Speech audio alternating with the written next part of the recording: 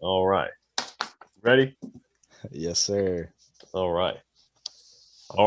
Welcome to the Player to Be Named podcast. All right. Yeah, we'll go with that. We'll go with that. All right, let me. All right. Happy Thursday morning, July the 15th. This is the pilot, the very first episode of the PTBNL. Now, usually it stands for Player to Be Named Later, but it's my boy Jackson Royal and Sam Lee. We're having kind of difficulties in naming the podcast. So Jackson actually thought of the Samuel L. Jackson podcast, and for some reason, I'm a witty guy. But for some reason, Sam L. and Jackson podcast. I mean, we're already famous. ENC knows us well. Exactly. Yeah, exactly. So, I mean, I honestly can't believe it didn't click earlier. But then Jackson was like, well, how about we do a play on words with baseball? And so the podcast to be named later, which, my man hit the walk-off home run on that one. Went home with that one. Oh, come on, man. It's more like a double, and I needed a triple. Well, we're just, No, man. Come on now. Nah. But so this is our pilot episode. As you can tell by the name, we don't know what's going on quite yet, but we'll figure it out. And when we do, make sure you tune in. Hey, that is exactly right. That honestly is probably going to be our slogan, because heck yeah, it just fits the name so well. Like, you don't know what the team's going to get. You don't know which player you're going to get later. You don't know what kind of podcast. I mean, you don't know how the podcast is going to go. So it really fits the name very well. So Jackson and I, we actually first met on Instagram because we were both card collecting for the 2014 AAA All-Star game in Durham, North Carolina. And I think I followed his, I was looking up different baseball card accounts on Instagram. I found his. And so we messaged each other. And I think we were going to trade, I want to say it was like a Andrew Susac card autograph. I think so, but we ended up never meeting up, but we always kept tabs. And a couple years later, we both started working for the Down East Wood Ducks, which was a high A affiliate for the Texas Rangers, but now they're a low A. But we worked with them together for 2 years, and he still works with them. I unfortunately don't. And we've always wanted to create a podcast. We talked about it, I think, a little bit last year, maybe the year before. And actually, a couple of days ago, we kind of talked about it, and then we kind of stopped for a while. And a couple of days ago, I'm like, hey, man, this trade deadline is like right here. I mean, the All-Star game's over. I'm kind of surprised there really haven't been, any major trade deadlines, just a couple of weeks. So I texted Jackson. I was like, oh, why don't we go ahead and just, get this ball, rolling forward. It's kind of, on an even playing field, but let's go ahead and make that hill. Let's go ahead and roll that ball down the hill. Let's get it going. So here we are, our pilot episode, and we are ready to dive into some of the, buyers and sellers and different guys who could be trade candidates. So, here we are. We did want to, very quickly before we move into some buyers and sellers, we did want to name some notable players in that AAA All-Star game in 2014. I have a couple. Kyle Hendricks was there. Jock Peterson was there. Stephen Piscotty, Jesus Aguilar. And I know there's a couple more. I'm going to toss off to Jackson. I specifically remember Steven Souza Jr. That was my man. That year, I believe for 4 different teams in one season. In 2014? In 2014, I saw him play for 4 different teams. What? Now, does that include the played. All-Star team or? I'm counting the All-Star team. Okay. Okay. But he played with the AAA affiliate. I'm drawing a blank right now with what their name was at the time. So they were But the then Syracuse Chiefs, I think, in that's it. 2014. Yeah. Yeah. The Chiefs. I saw him play for the Chiefs. I got that ticket package. So I went to there to see him with the Chiefs. Played in the All-Star game, and I took a trip to Atlanta later that month. Mm-hmm. Man got called up to the Nationals. That was the 3rd team. Later in the season, he got traded to the Tampa Bay Rays and then sent down to Durham. So I saw him play for 4 different teams in 1 year. Wow. But he was one of my personal game, but a couple notable other alumni of that game, Mike Fiers and Chaz Rowe. Two very good pitchers. I believe both relievers, if I remember right. But yeah, a lot of good names from that All-Star game for sure. Mm-hmm. I always love, getting autographs in a minor league game and getting the program or having, a list of the rosters you bring, and then looking back at it a couple years later, and then you realize, there were some guys on there that may have not been on your radar, but then you look back and I was like, oh man, like he was there. He kind of, flew under the radar. Maybe I didn't have a card of him, and then, maybe, he made it, to the majors. So it really is cool to see. And I will also kind of piggyback on your Steven Souza. They had the players kind of lined up at behind home plate for one team, and then I think on the first base side, kind of in the walkway with where the concessions usually are in Durham, on kind of the left field third base side. And Steven Souza was one guy I do remember. Very nice guy, just very friendly too. So Steven Souza, best of luck going forward. I know he's had some injury problems, but I hope that he can, recover off those. And once he's healthy, he's a pretty dynamic player. So we best of luck going forward, Steven Souza. So absolutely, he's always been nice. Every time I've got a chance to talk to him, I mean, he's had some pretty interesting moments in his career. I know he's made several Sports Center plays in the outfield, and he's I believe it was Max Scherzer no-hitter. Oh, you know what? I think it's Jordan Zimmerman. Or Jordan Zimmerman. Was it Jordan Zimmerman? It was like the last game of the year, yes. I think. Yes, made a great catch to save that. So he's moments in his career, and I hope he has many more. I mean, he really deserves it. I mean, he's been through a lot, and he's an incredibly nice player. Mm-hmm. Yeah, I really hope so. I really hope so. So we're gonna go ahead and dive into this trade deadline criteria, trade deadline scenarios. So there's a lot of teams that are on the fence. Are they going to be buyers? Or are they going to be sellers? There's some teams like the Yankees and the Braves that didn't expect to be this way. And then there's teams like, the Cubs too. And then there's teams like the Seattle Mariners, for instance. They're the first team kind of outside the window looking in to that second wild card spot, which is very interesting because I would have not predicted the Mariners to be playing as well as they've been playing this season. So we'll just go ahead and segue right into it. Do you think the Seattle Mariners will be buyers or sellers at this deadline?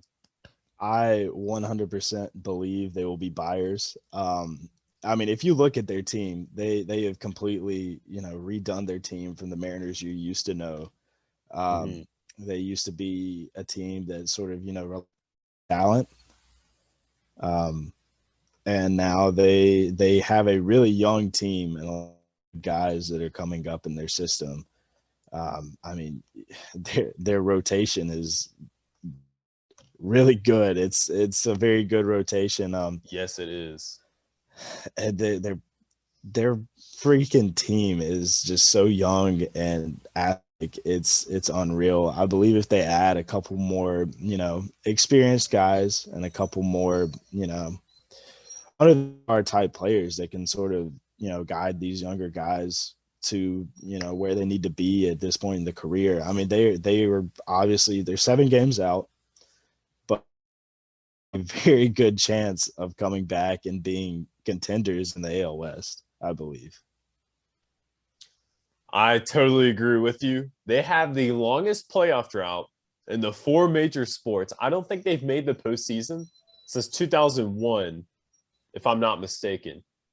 And is that, am I right? I can't remember. It's either 2000 or 2001, but either way, it's been almost 20 years. Yep. So, yeah, like I said, I agree with you. I know their GM, he is always just shifting things around. And so I think he will definitely be making some moves. And I really do hope that they are buyers. Kendall Graveman has revived his career as their closer. His ERA is under 1. So I think if they do buy. There's your geography lesson. As you said, you never know what you're going to get in this podcast. There you go. Yeah, that's right. They're going to do buy India. They're going to trade for Jonathan India. No.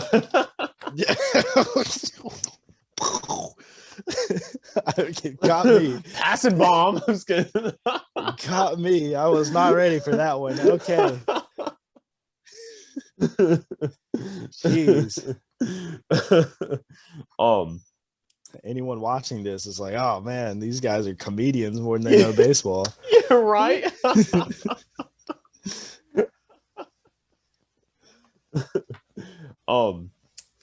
They need some bullpen help, but they also really need some power and average in their lineup because unfortunately Kyle Lewis has been hurt and not really performed super well. Mitch Haniger's done pretty well, but they just need, just like you said, they need to add some kind of veteran pieces to help out that younger talent. And luckily, there are a couple guys that are either free agents at the end of this year or free agents at the end of next year that I think that they maybe can snag. And they have some pretty good talent too in the minors where they can ship some guys and still their farm system be okay. So I really hope that they're buyers. I think that they will. They've suffered enough without playing postseason ball. So, hey, and Oakland is one of the wild card teams, and they're going to have to play Oakland a couple times.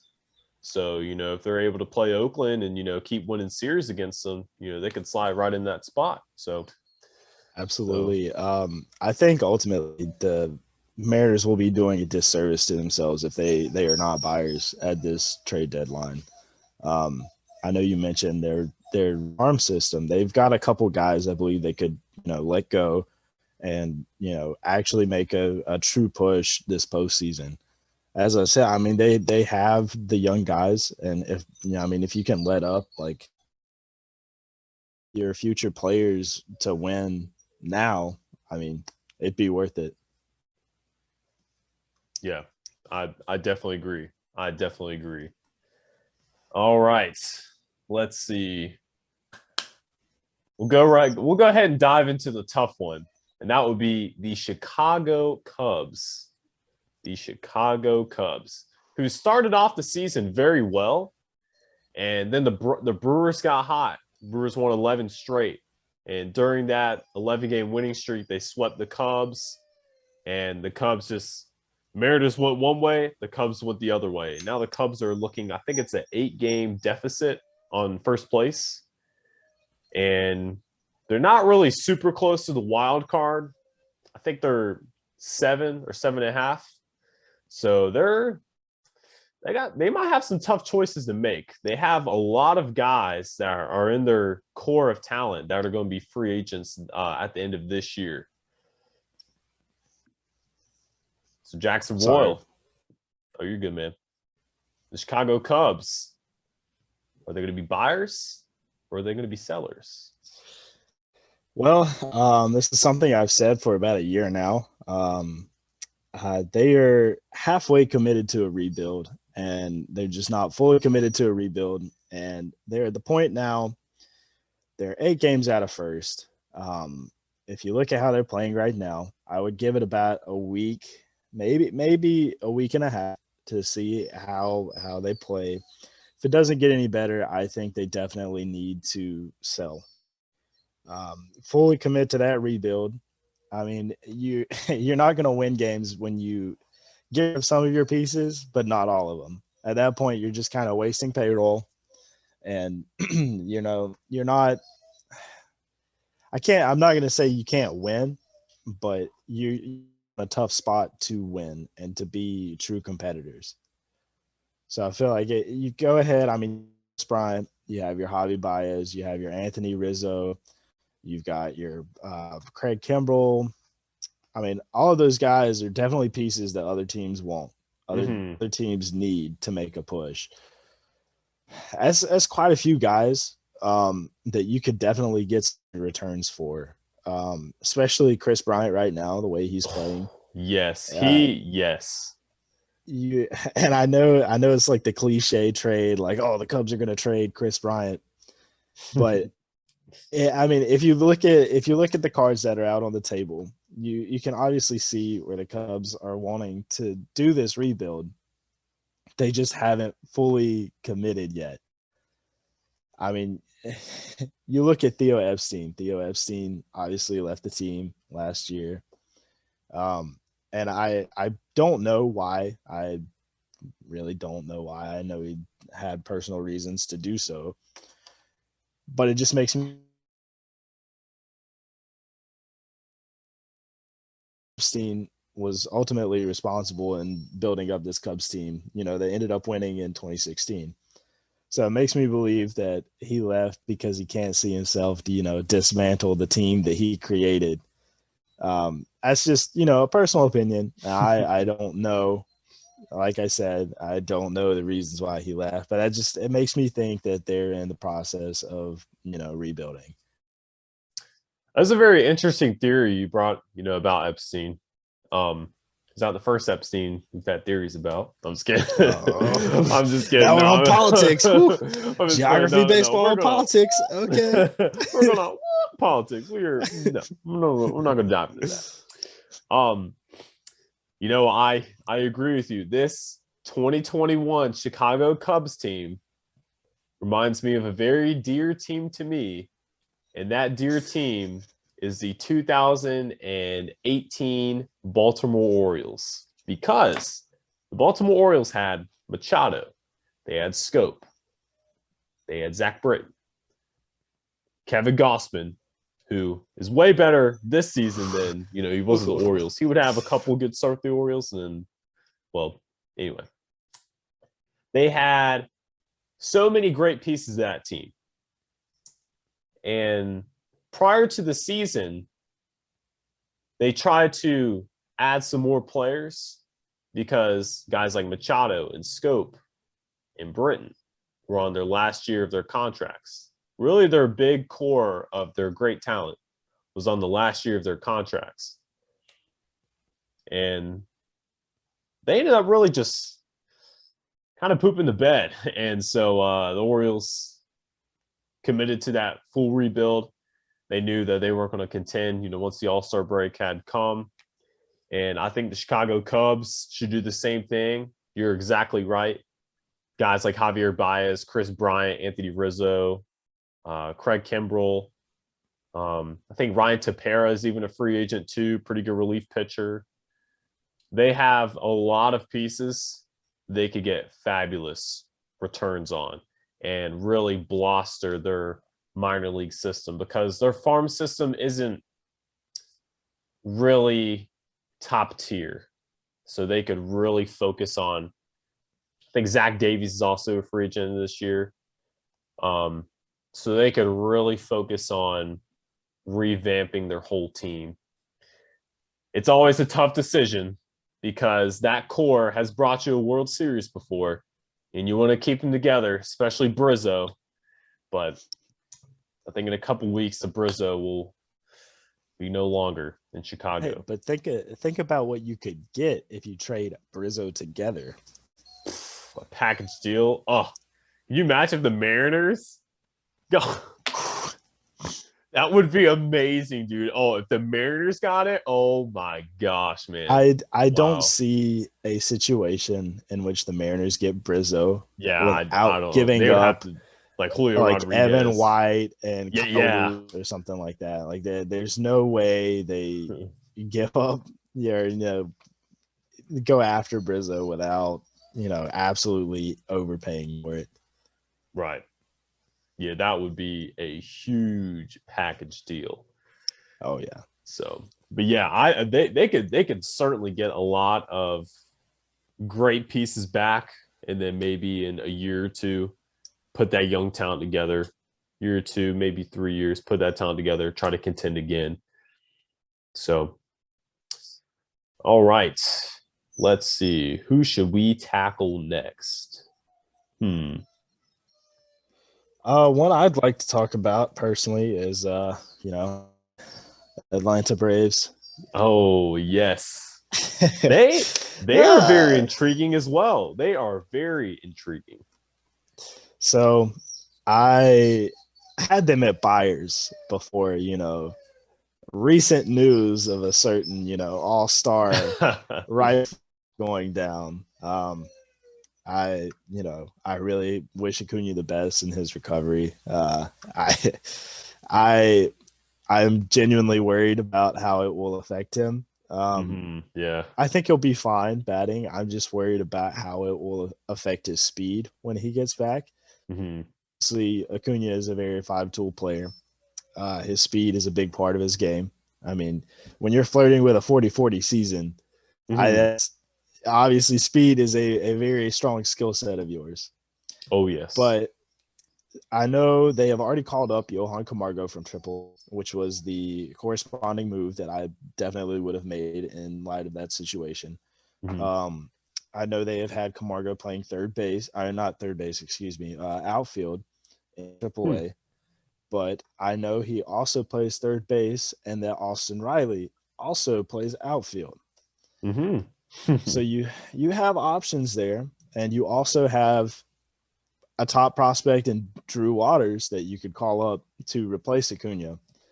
So I believe the Braves are fine without Acuna. Granted, that is a big hit to their lineup and their run production, but I believe they'll be fine. But they have to be buyers at this deadline. They need starting pitching, and they need some bullpen help.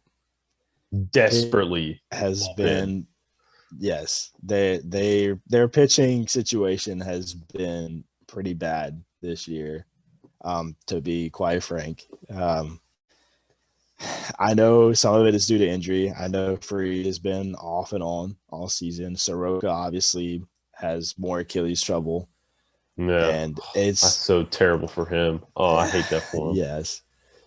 It is very unfortunate, but that is the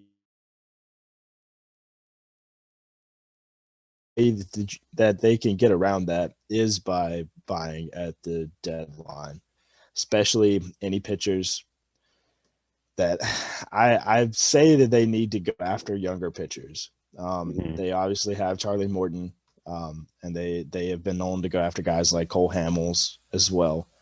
But I believe they need to stick to, AAA or MLB ready pitching. I know one team that I really believe they should look at, reaching out to is the Tampa Bay Rays. In terms, the Rays are obviously a game and a half out of first place Mm-hmm. behind the Red Sox. I believe they could both benefit from a trade, maybe. I don't know what the Braves would have. And they have Shane Baz. They Mm-hmm. have Brent Honeywell. They have all sorts of, MLB ready pitching that they could give up. But it's a matter of what the Braves can offer them in return, whether or not that happens. But the Braves definitely need to look on. That's actually a great point about Tampa Bay because they do have a lot of pitching that is at that AAA level, but they're kind of stuck there because Tampa Bay is starting pretty decent. So you make a great point there. And the Rays would want back possibly a solid offensive player because they're one of the lowest, they have one of the lowest averages in the American League. So I think that they will definitely need a thriving offensive player. And I know we're still kind of talking about buyers and sellers, but I actually had Starling Marte to the Braves. He's going to be a free agent at the end of this year. And I'll really quickly want to say this. I hate that the Marlins are not doing better than what they are because they're starting pitching with Pablo Lopez, my boy, Trevor Rogers, Sandy Alcantara. They've been great this year. And their bullpen's been here and there. And then their offense on paper looks like should be pretty good, but they're kind of here and there too. But their run differential is actually, I think they're 15 or 20 runs in the plus side, despite being about 10 games under 500. So, but I think the Marlins are kind of still a young team. I think they're going to end up dealing Marte. And I think Marte would be a decent replacement for the Braves for Acuna. But they do have, Camargo and Riley can play the outfield. They also have Drew Waters. So what they could do maybe is a 3-team trade, maybe Marte to the Rays and one of the Rays young pitching to Atlanta and maybe works out that way.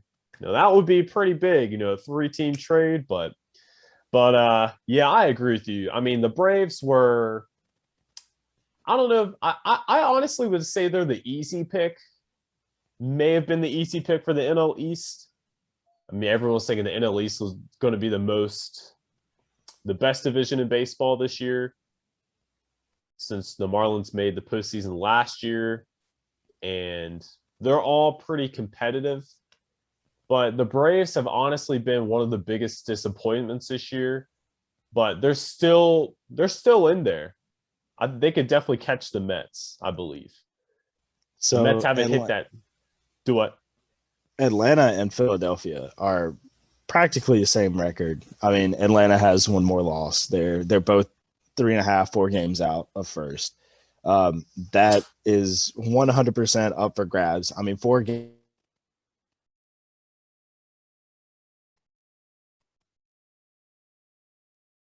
Everyone in that division has the ability to come back and contend in the NL East.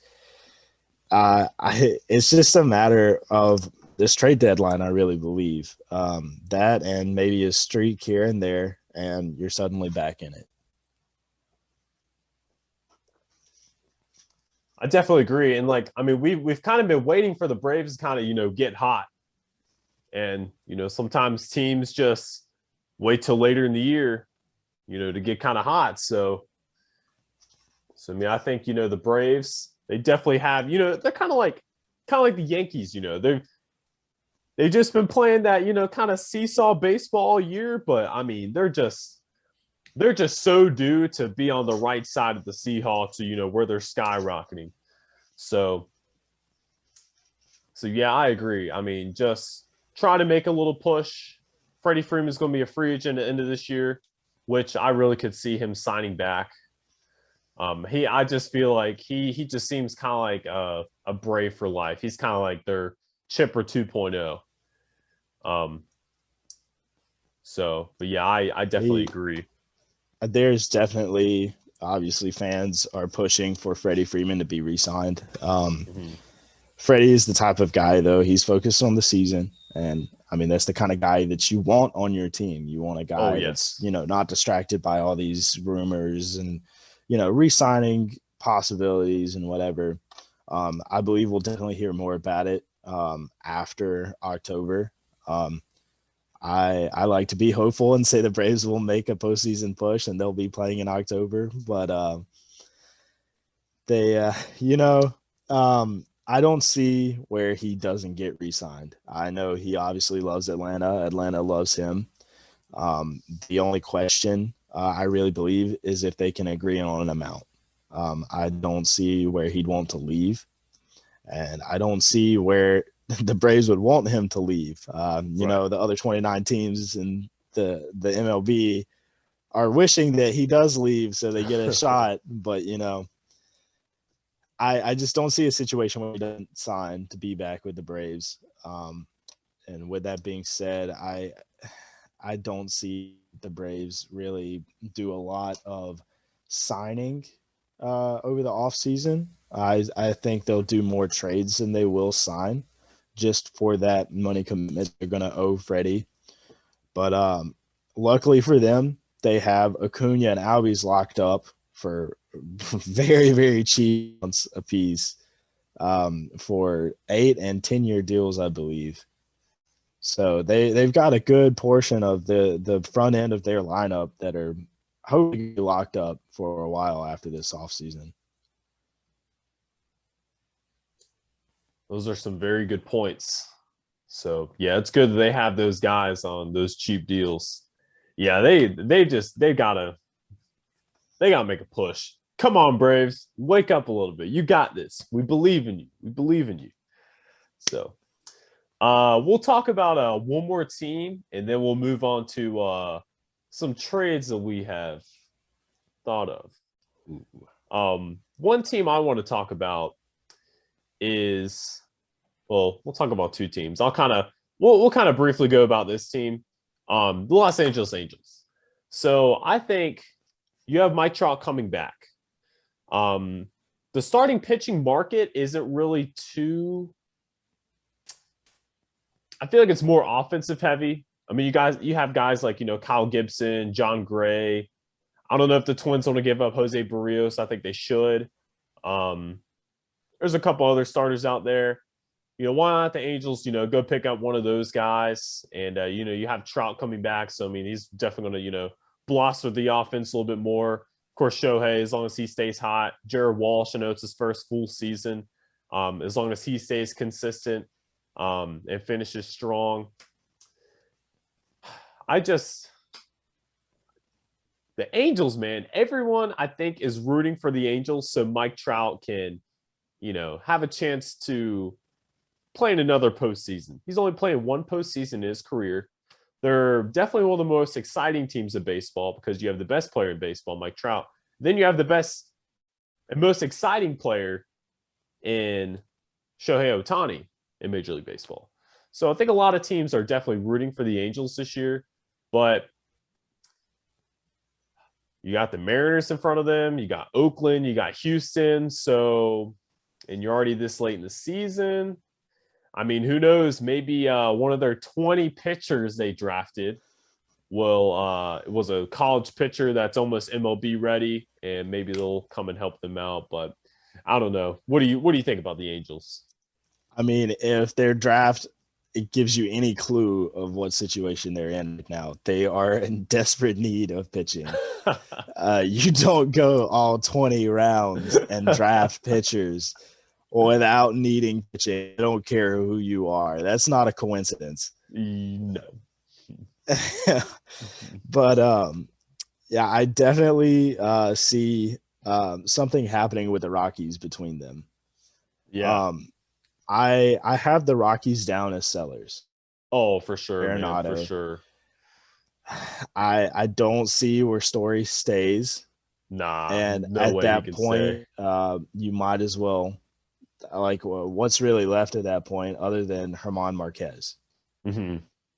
I see the Angels pushing to get Joe Gray and possibly Herman Marquez, one or the other. I don't am getting both, but I see them pushing and possibly trading away some, good talent that they have. I can't pinpoint anyone specifically. I believe obviously the Rockies would want a prospect package in return.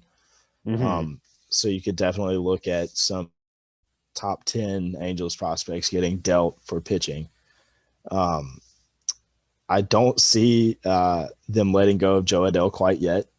Um, I think I think he will definitely be important later in the season, especially if he continues to do as well as he has in the minors since he's sent back down. Um, but I definitely see them making a push for some of those Rockies starting pitchers that have done so well. I just hate it. I just hate that the Rockies and Arenado didn't have the best relationship. Because as soon as they got rid of Arenado, I'm like, oh yeah, they're definitely going to sell. Especially Trevor Story being a free agent this year. Same with John Gray, who in the last 23 innings, he's only given up 6 earned runs. Um, right at the birth of the Brewers' winning streak, he shut them out in his first start back from being on the injured list, which the Brewers don't have the best offense, but I mean that was kind of the birth of their winning streak. So yeah, you got John Gray, you got Herman Marquez, who's been fabulous this year. He could definitely, both of them could definitely help out a team. And I disagree with you, man. I think that the Angels have a pretty good depth in their outfield, and I think that they are just so desperate for succeeding and starting pitching. I think they'll trade Joe Adele, and I think Adele to the Rockies for one of their starting pitchers, like some kind of deal intertwining, like Marquez for Adele, and maybe some other pieces.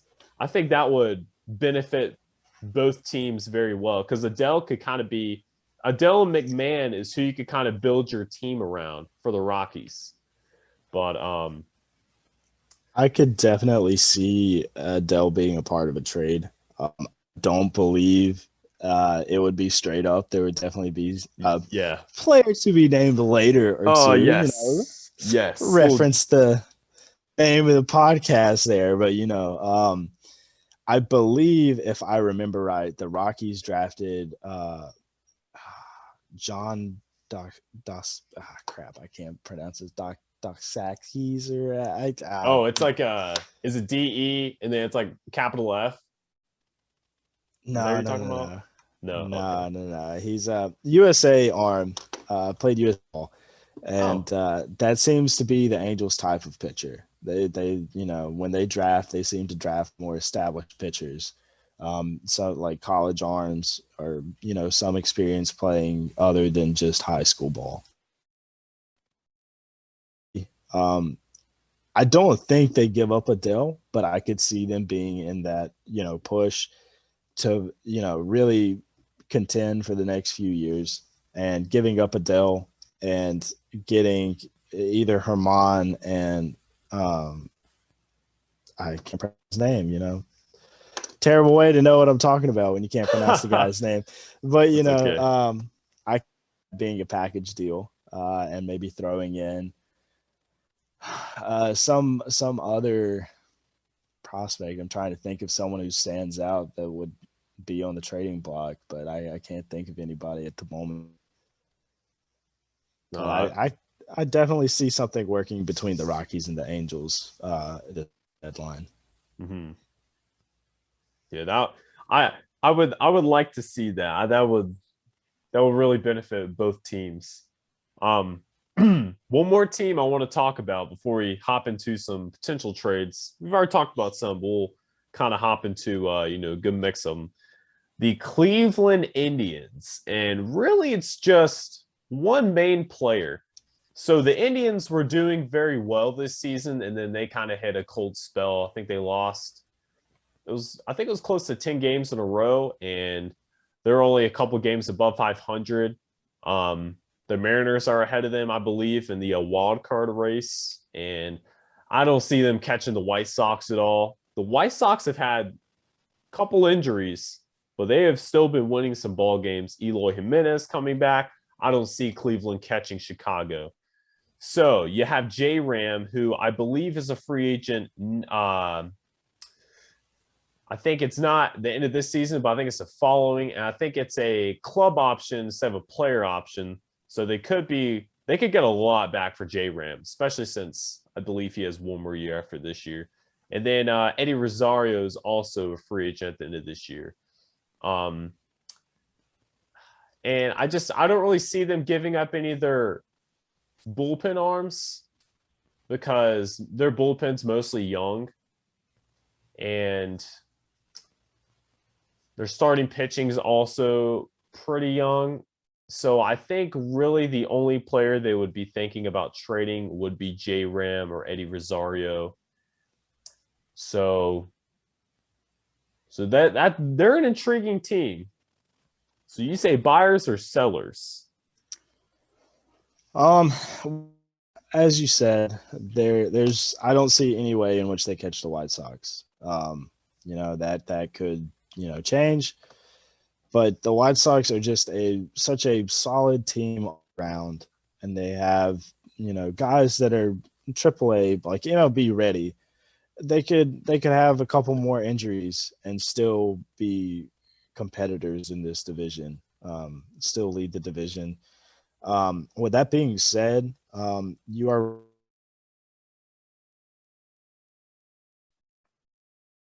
don't see them getting to the wild card spot without J-Ram. Mm-hmm. J-Ram is a big part of that team. I mean,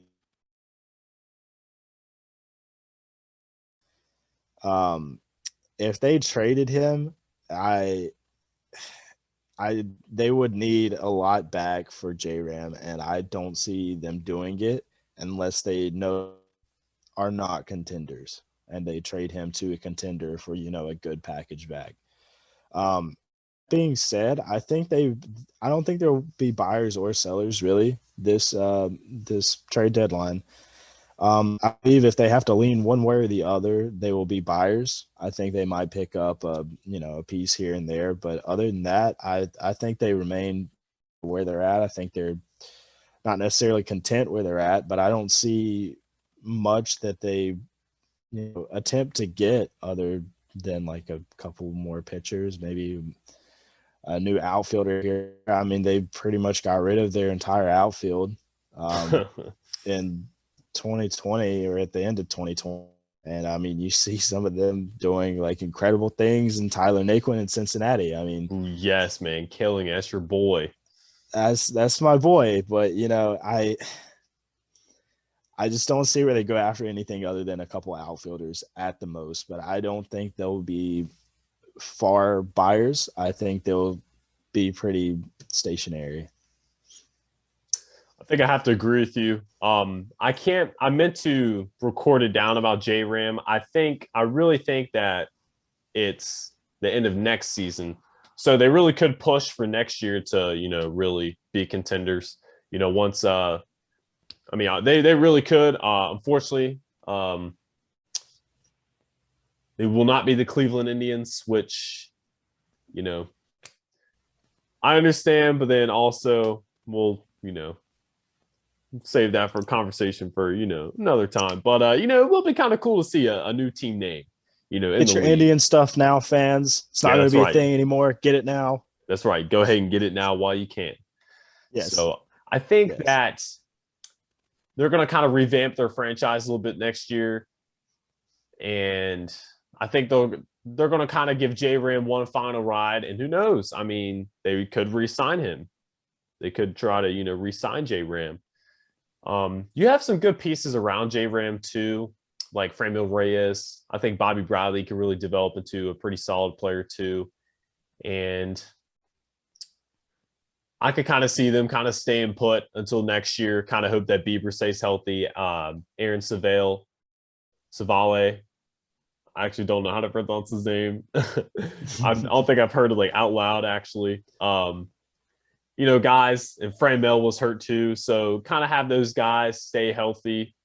Hope for next year, And those guys, if all those guys stay healthy next year, the Cleveland Indians always find a way to succeed. And they always develop great pitching, great bullpen. So maybe in the offseason, maybe you get some rental outfielder that's pretty good, that might be a little bit more productive than Eddie Rosario has been this year. And bam, I think they could contend and be good for next year. So I think they might just sell like a little piece, or they might just buy a little piece, and kind of like a low risk move. So, but all right, we will go ahead now into some potential trade candidates. So I could say a player, and then I'll say my scenario. You can say your scenario, and then you could say a player. You say your scenario. I can say mine. That sound good to you? Sounds good to me. All right, cool. So my first guy, which is one of the first guys when we were texting the other day, was Adam Frazier. Now he has pretty solid value because I believe he leads the National League in hits, or Cassiano might be, they're neck and neck for most hits in the National League. He's very versatile. He can play, I believe, anywhere in the infield. He's played a little bit of outfield. He's been primarily at second base. He was a starting second baseman for the National League. He's had a tremendous year. He'll be a free agent at the end of next year, which makes his value even more valuable. So I know the White Sox would be a great fit for him. I know people have, kept on chirping about that, especially, with their injuries, to Madrigal. I want to say I saw something that Moncada, is he on the injured list? I think he's active. I think he's still playing. Okay, well, that's good. He would be a perfect fit since Madrigal is probably not coming back this year. But the Milwaukee Brewers, they went on that 11-game win streak. They're still in first place. They have very solid starting pitching. They got a good bullpen. They just need some offense. And so I think Adam Frazier is a key piece that they need in order to, kind of take it to the next gear, put it in the next gear. So I have Adam Frazier to the Brewers for young Keston Hiura and perhaps a lower level or double-A starting pitcher. And I don't really hate to put Keston Hiura in there, but I just feel like the Brewers are in a win now mode, and Keston he's been hit or miss. Most have been miss, unfortunately. So why not have a fresh start for him? I think that would be a good return for Adam Frazier, who has a lot of value. They can have Adam Frazier next year as well. You already know what you're going to get from Adam Frazier.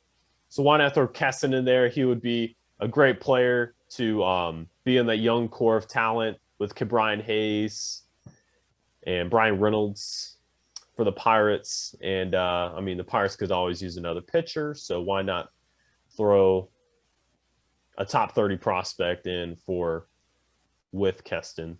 Not like, I wouldn't say top 5 perhaps, but the Pirates maybe could get maybe they're like number 5 or 6 prospect. So there's one guy in particular who I have watched this year. He's actually been on local Carolina Mudcats. His name's Joe Gray Jr. He is actually leading the minor leagues in triples, and wow.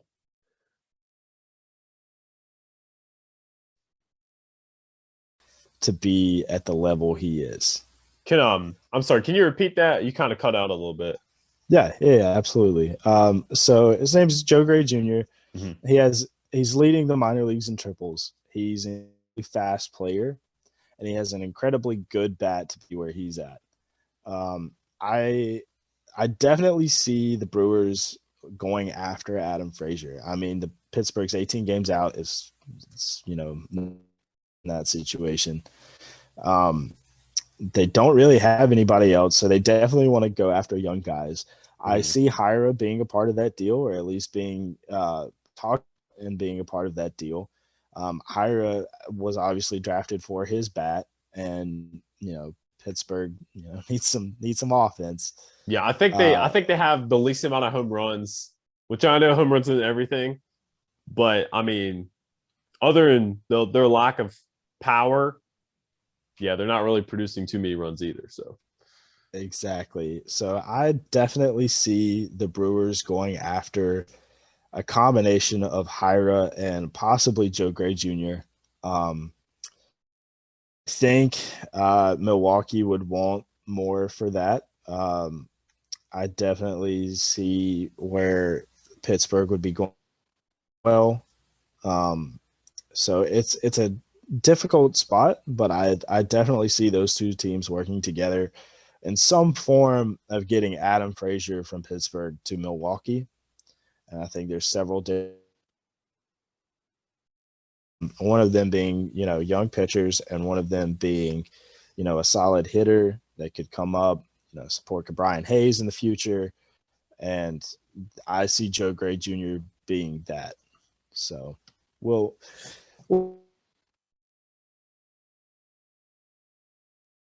from Pittsburgh this trade deadline. oh yeah. Now, So for I have you move on to a player for you, what position does Joe Gray Jr. play? Is he an outfielder? I'm sorry, what was that? I didn't catch that. Oh, I'm sorry, man. Joe Gray Jr. Is he an outfielder? What position does he play? I believe he is outfield. Yes. Okay, cool, sweet. I could be wrong on that. It's been a minute since I've watched Carolina play. Oh, yeah. He's also been called up since I've seen him last. So I might be drawing a blank, but I believe he's an outfielder. Okay, well, cool, man. All right. Who's the player you want to talk about? Does it have to be a trade, or can it just be a player outright? Or how are we going? Are we going trades? We'll keep it with trades. I know you want to give a special shout out to a special somebody, but we'll keep it with the trades, and then after we talk about a couple more players, then we'll give you that without not thinking bomb shout out. All right. I know you mentioned it very briefly earlier. The Braves potentially going after Marte.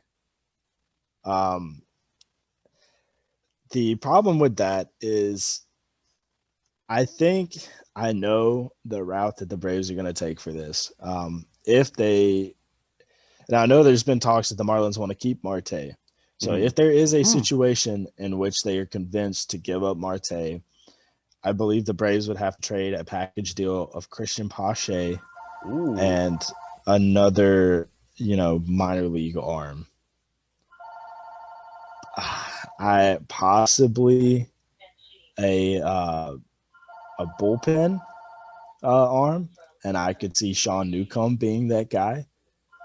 Wow. But I don't believe the Marlins would give up Marte without getting, a combination of Pache and a bullpen arm. Granted, you could just about pick and choose from the Braves bullpen who could go, but I see Sean Newcomb being a guy that the Marlins would be interested in. So yes, Marte to the Braves. I put down I put a Tuque Toussaint and what the Marlins even could do is they have some pretty decent bullpen pieces. They have Yimi Garcia, who's been an excellent closer for them this year. Richard Blyer, he has I think another year left on his deal. Nice veteran pitcher. Anthony Bass has been pretty good this year too. So they have some bullpen pieces they could also attach with the Marte deal. Tuque, he's had a pretty solid year. He's kind of like one of those players that is good and has shown great life in AAA, but then we get to the majors, it hasn't yet translated over yet. Much like kind of like Joe Adell. Mm-hmm. So you could maybe do Marte and one of the relief pitchers for maybe Tuque and then a lower level prospect, or a player, or maybe a top 10 prospect, but they're lower level, so it won't be too much of a risk or a loss for the Braves. Definitely. The reason I say Pache is you obviously have Pache and Waters that are, hand in hand, like upwards of the Braves prospect list. Mm-hmm. And I see Drew Waters being the answer to the Braves outfield more than I do Pache. Christian Pache's defense is, very, very good, but I don't believe his offensive numbers are there like the Braves would want, which is why he's in AAA at the moment. So I think they could deal him and it not be that big of a blow to the Braves, especially in return. That's just, trade proposal that I thought could potentially happen. But like I said, I know the Marlins are big on wanting to keep Marte, but I believe the Braves could convince them otherwise. Good stuff. Good stuff. The little interdivision trades. Yeah. Let's see. Do we have a segue for another interdivision trade? I'm sure we could think of one, but I have a couple guys listed. Let's go with one who actually just kind of thought on the top of my head earlier. I have Jose Barrios to Boston. And I was thinking of doing a Sano and Barrios package to Boston for Dahlbeck and Jay Groom, but I don't think anyone's really interested in Miguel Sano at the moment. I mean, they could take a chance on Sano, but I think they'd rather have Dahlbeck than Sano. So I have Barrios to Boston for Michael Chavis and Jay Groom. Now, Jose Barrios will be a free agent after 2022. He's got young talent. I think the Red Sox could use maybe another starter because the end of their rotation isn't too hot. Like sometimes they're just getting enough to get the job done. They obviously get a lot of run support, the prolific offense for the Red Sox, but and I think Minnesota, they're sort of like the Cubs, but I'd say in like a great value version. They obviously don't have like the nice core pieces. I mean, you do have Buxton, whose contract is running up real soon, Barrios, Sano, and you have guys like Kenta Maeda too. They're kind of, and they're last place this year, so I feel like the Twins should kind of revamp their team a little bit. Well, they're not last place. They are still 3 games of the Royals. So that's right. They're not last place yet. But Twins, I apologize. The Twins actually have a very interesting situation. They have a lot of young guys on their team. I know that I've sort of watched. One being Ryan Jeffers, their catcher, who is this should be his second, and I believe he made his debut last year in the shortened 2020 season. And Kirilloff, they've got. I think Kirilloff's gonna be a dynamic player. I like him a lot. Booker. They have the pieces there. I just believe they're still, working their way into figuring out how to perform at the major level. I don't see the Twins giving up Barrios quite that easily, especially for Jay Groom. I apologize. I forgot what the other player you said was. I said Michael Chavis, just because I feel like Michael Chavis is almost like the odd man out because Arroyo has performed pretty well, and I feel like we've kind of forgot about Michael Chavis a little bit.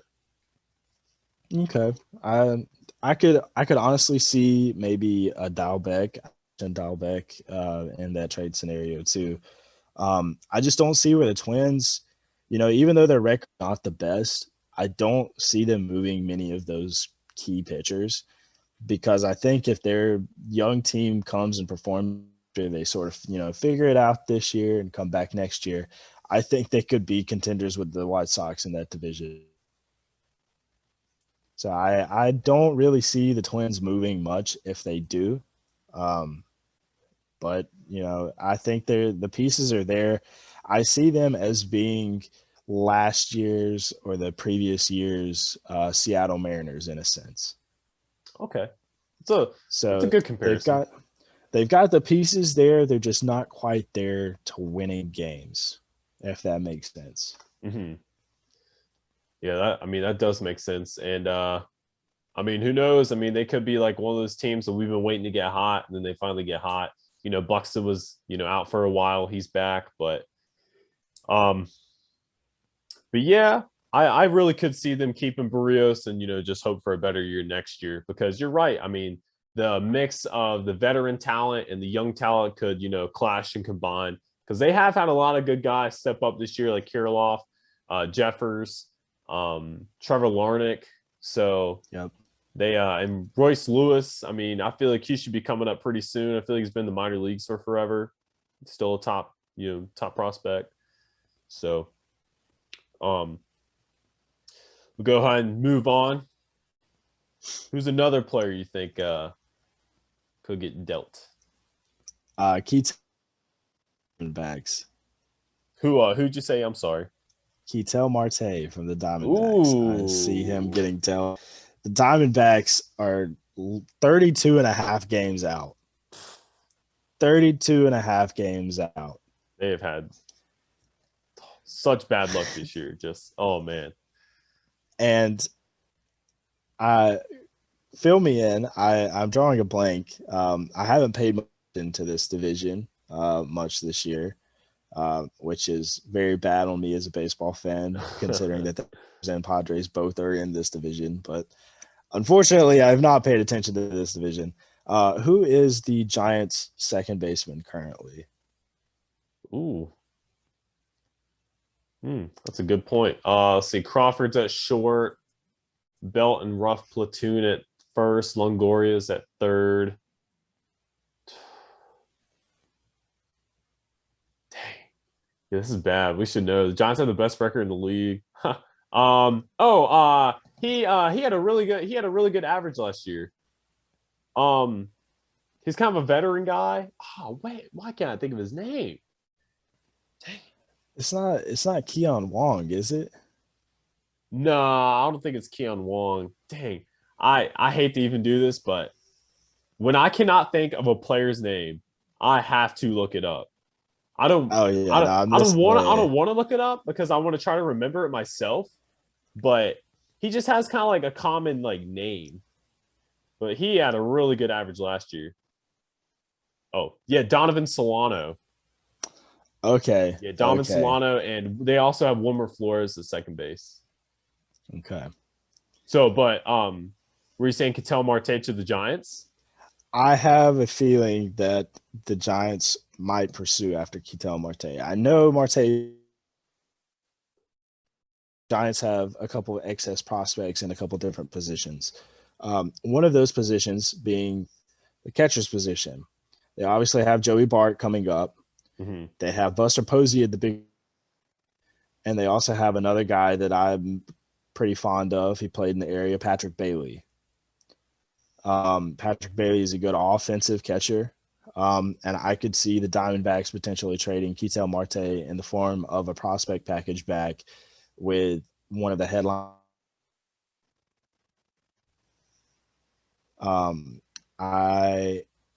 For the sake of sheer, make believe trades, I think they add in a combination of his former teammate at NC State, Wilson, who's a shortstop. So I will say Ketel Marte to the Giants for Patrick Bailey and Will Wilson. Ooh. I actually love Marte to the Giants. That's excellent because the Giants, best team in baseball. They know that the Dodgers and Padres are capable of playing, to their level they've been playing it this year. So the Giants definitely need to, kind of stay a heavyweight. Mm-hmm. So and stay, relevant. Man, you go ahead. I'm sorry.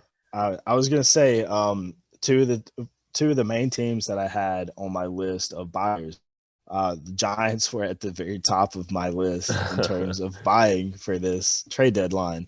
Because, like you said, the Dodgers and Padres are two powerhouses in that division. Like I know I said I haven't paid attention, but I obviously know good baseball when I see good baseball. Oh And they yes. have good baseball going for them. And the Dodgers are only 2 games out. Those 2 games can be changed. That could be 2 plays. Literally Yeah, 2 plays away from them catching up to the Giants. you are exactly right. So I 100% see the Giants going after somebody, and I know Ketel Marte is someone that the Diamondbacks currently have. He's on the IL. I believe they could get him for fairly cheap for what he's worth. With that being said, he should be back, I believe, towards later in the season, especially when the Giants are wanting to make that final push to hopefully stay ahead of the Dodgers and Padres, and I see that being a viable trade for them.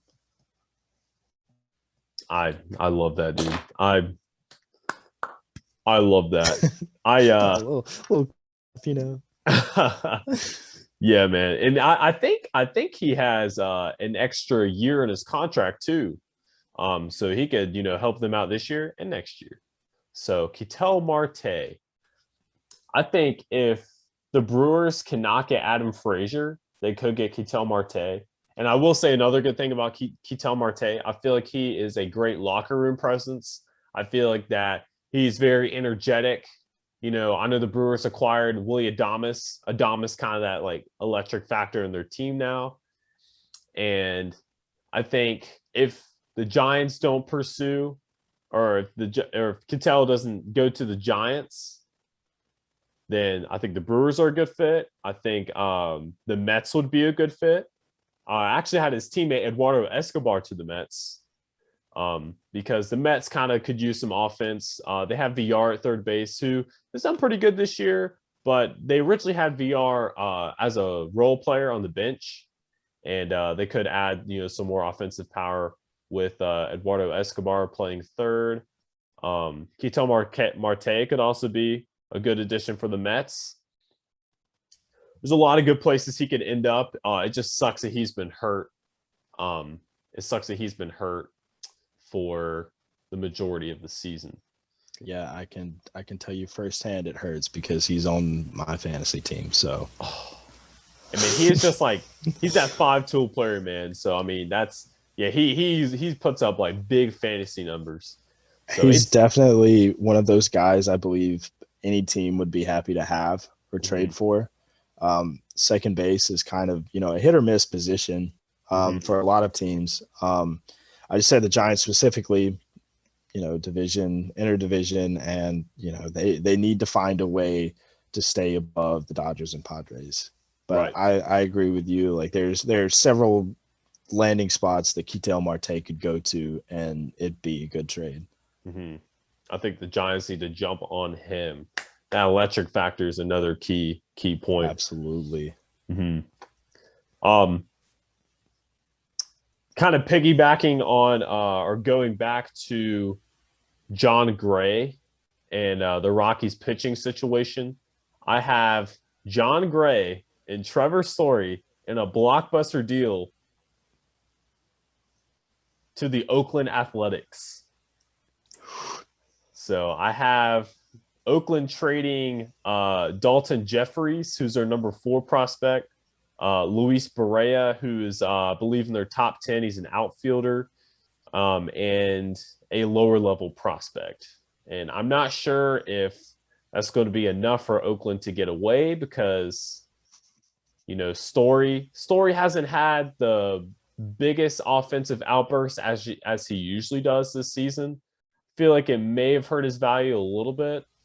But he's still a very valuable player. They're both free agents at the end of this year. I think Colorado should definitely sell since, they I feel like we're kind of letting everyone know they were sellers by getting rid of Arenado, even though McMahon has been a good, replacement, for that bat in the lineup, or a decent one for his first full season. But Oakland could also use another good starting pitcher. I know Cole Irvin and James is it Caprillion? They've Yeah. both been doing pretty decent. Maybe you can move Irvin back to the bullpen. I know they also have Jesus Luzardo. I think he's in the minors right now. But I mean, go ahead and get John Gray, man. Go ahead and get John Gray. Get Trevor Story. Andrews has been decent, but if you could fill him in with Story, another good power bat in that lineup, I think that would be good for Oakland. I don't see Oakland getting both Gray and Story. I think they target Gray and leave Story on the table. Okay. I believe that package Athletics to handle without getting rid of key pieces that they need to win. Mm-hmm. So I agree that could be a trade, but I don't see it being that big of a blockbuster trade. Oh, sorry. Could be wrong. No, I could be wrong. No, I mean, I would just hate for them to make a big deal like that and they get rid of one of their key pieces, because in 2014, when they acquired John Lester and they traded the heart and soul of their team in Yoenis Cespedes, they just lost all their they just really lost all their mojo and swag, and then they got knocked off by the Royals in the wild card game. I mean, I could not believe they traded Yoenis Cespedes. So if they do go after, which I mean, obviously John Lester had a higher value than John Gray does this year. But if they were somehow able to get both pieces, I hope they wouldn't trade, I know they wouldn't do this, but I hope they wouldn't trade like Matt Chapman away or something. I hope they wouldn't, trade like a big key piece. I still can't believe they traded Yoenis Cespedes. I still can't believe they traded for Lester. So does that bring the question, do they trade for Yoenis Cespedes, who's in the White Sox system? Do they try and right that wrong? Wow, man, that would be awesome. That would be awesome. He's in A advanced right now. Do they try and right that wrong? Or maybe they wake up Cespedes, they go to his house, but hey man, they could still want to play some baseball, because I think he's probably just chilling on his couch right now. I mean, he's obviously not chilling on his couch, agent. But yeah, so that would be exciting. Bring Yoenis back. That is a league minimum salary signing right there. You could give him another shot at playing. Yeah, back where it all started. Might ignite something. That's right. Bring Coco Chris. Bring Brandon Moss back. Heck yeah, absolutely, absolutely. Money 2.0. Let's do it. But yeah, I do not have another mock trade. I think we've talked about all the spots I've thought about filling for different teams. Well, cool. I had another one. We'll just go real quick, and then we can we could do the little ninth inning home run walk-off blast for you, your little shout out. I had Kyle Gibson to the Mets. He still has another year left on his contract. Mets could use another starter. He does I think he holds a lot of good value. So I think that the Rangers would want another good player in return. And I did have one of their third baseman prospects, but then I was like, well, our boy Shirt and Apostle will be coming up soon. So I decided to just throw one of their top starting pitchers in there. He's their number 3 prospect, Matt Allen. He's in high A.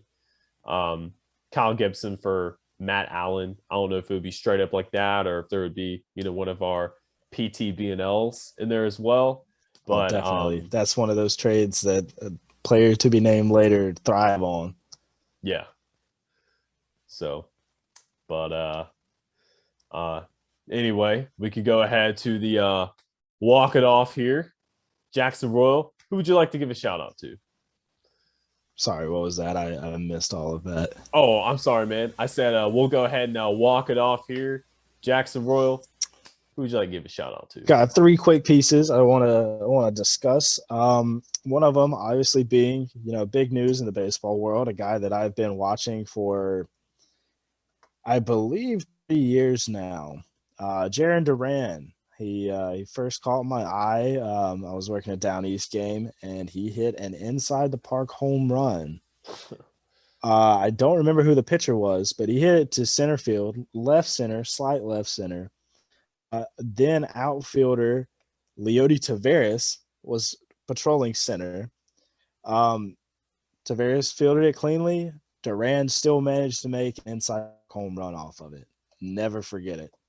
That was where he first caught my eye. I followed him since. And I made the comparison last night. I don't like to make comparisons like this because it takes a lot to live up to them. But I see him being the next Mookie Betts for the Red Sox. Wow. I genuinely has the same kind of tools that Mookie does. And I consider Mookie's tools being speed and power. I see him being a very dynamic player like Mookie, and I'm very excited. He's making his debut tonight, actually. So he is someone that I want to watch. That was my first talking piece. Now that that's out of the way, another guy that I've been watching, Mr. Paul Skeens. Yes. On the U.S. national team. I don't know if you caught any of that. I kind of cut out there for a minute. You can repeat it. I think I know what you said, but Mr. Paul Skeens, watching yes. Mr. Paul Skeens, played for Air Force. Now is on the U.S. national team. I believe, if I remember right, he is 6'7" or 6'8". Mm-hmm. Freshman, pitcher catcher combo. That is very rare, especially a 6'7" catcher. That's just unheard of, let alone a catcher that pitches. So I'm excited to see what he does. Definitely. And last but not least, I want to wrap this up by talking about our Down East Wood Ducks.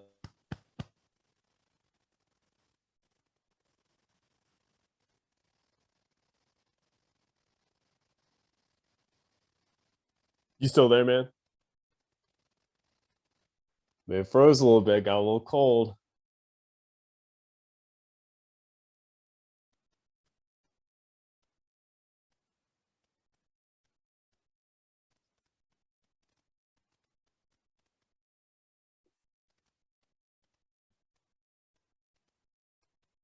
Jackson's going to get to a really cool stat. I can kind of sum it up for y'all. So,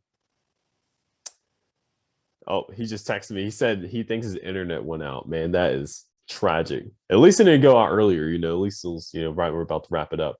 But real quick, players still in their teens are in the minors. 24 of them. It was like the top 24, the best WAR runs created, I believe was the stat. And 3 of those players of the 24 are currently on the Down East Wood Ducks. So we want to give a shout out to those players. I know one of them is Ronald Acuna Jr.'s brother, Luis Angel Acuna, Evan Carter, and I think it's Jason Sagasi. I haven't been to a Wood Ducks game yet this year, so I'm a little bit unfamiliar with the roster. But Wood Ducks have great talent. Go out to Kinston, North Carolina. Go catch a Down East Wood Ducks game. He said, yep, his internet is gone. Well, guys, thanks for tuning in for our first episode. I know it's a little bit lengthy, and we're gonna kind of go with the flow. It's the podcast to be named later. It's all going to form together. We'll see you later.